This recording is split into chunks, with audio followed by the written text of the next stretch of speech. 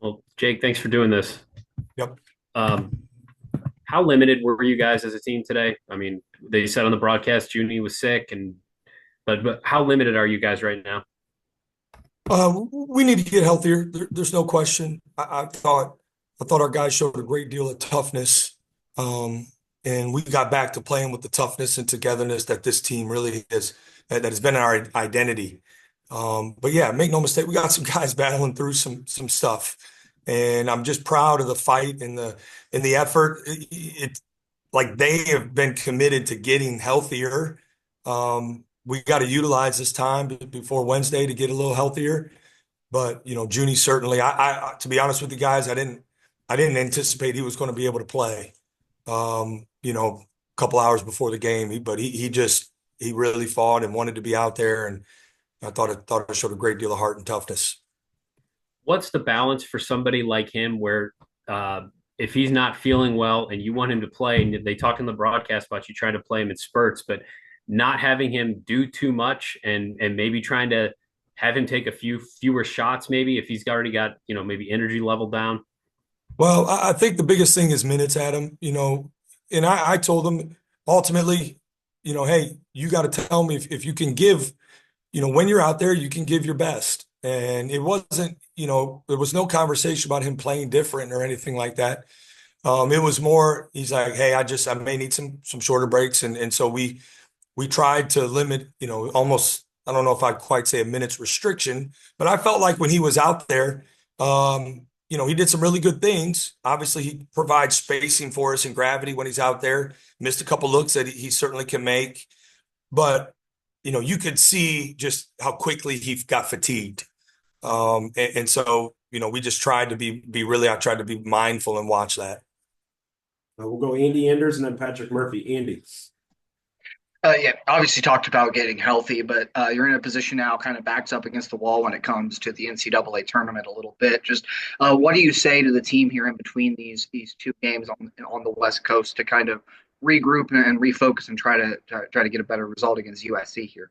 Yeah, well, technically speaking, right, we need to do a better job on a rebounding area, which we did after that first segment of the second half. Much better job on the glass.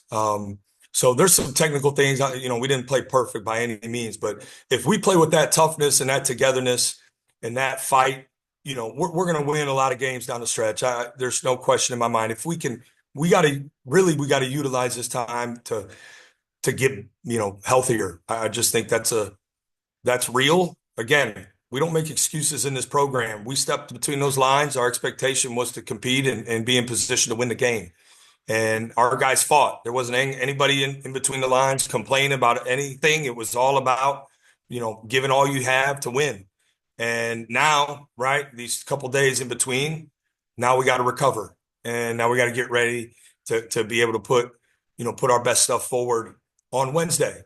And really that's what it's all about. We got to game plan well. We got to continue. I thought we did a much better job executing the game plan, aside for a couple little stretch there in the second half.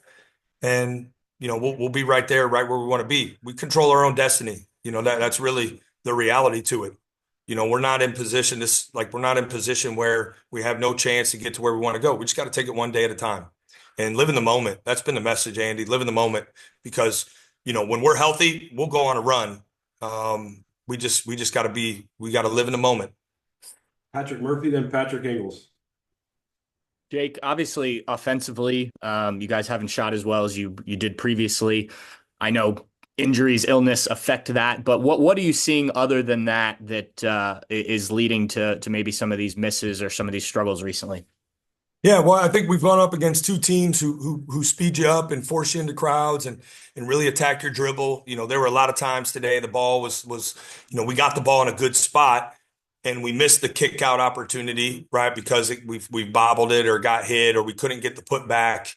So I think what we've seen is we've gotten a little sped up at times. And I felt like our shot selection this game was better. It wasn't good enough last game. That's been a factor, but it was better today against a team who really limits possessions, right? Like they really grind you out and limit possessions. But proud of the way we took care of the ball, and I thought we had some really good looks. that we'll make, that we just gotta keep shooting with confidence. And the ball was moving way better than last game, way better against the team where it's pretty hard to do that. So I thought that was a good step forward. And you obviously don't always have an opportunity like this where you're away for multiple games, almost like an NBA road trip. What can that do for a team that's trying to find some things here late in the season, maybe being away from home and kind of you got your guys together? I don't know. What does that do potentially for you? Well, I think just that, I think it's an opportunity, for us to continue to grow and build and come close together. At which, again, from my vantage point, we did a great job with that. We weren't as good with that. I talked about that after the Northwestern game. Thought our solution to our issues was to kind of, play in silos. That wasn't the case today. We were connected. We were toughened together. Again, we didn't play perfect. We still had a couple communication errors, but not near what we had the last couple of games defensively. And I thought our defense held firm. We talked about the game before, not letting our offense affect our defense, and our defense battled, and we fought, and we were tough, really for a significant stretch of this game. So we'll utilize this time to continue to stay firm in that. But this is a together group. This isn't like we're not in a situation right now where we're searching to come together. We're together. We didn't play together against Northwestern. There's no question. But I think we showed today we're back to playing together, which is really important for us. So we get to spend a lot of time together here. We're going to utilize that to continue to strengthen that bond. But this is a together group, and that's going to be a big reason why we go on a run here down the stretch. Well, Pat Ingles and Steve Howagen. Pat. Yeah, Jake, Sean picked up his third foul pretty early in the game, and that forced you to go to Yvonne and Austin. I guess, like, what was it like navigating that, and how do you think Yvonne and Austin performed in that second half?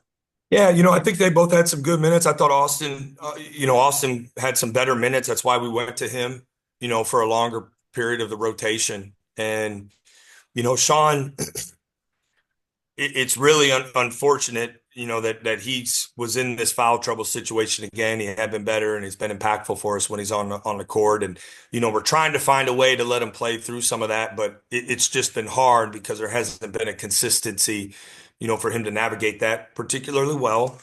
But, and really you look at his defensive rebounding numbers, nationally are good. So we need him clearly on the court, and him getting in foul trouble was a factor today, but he's got to continue to grow, play a little smarter in those situations. Don't foul maybe on post entries, because we got help coming.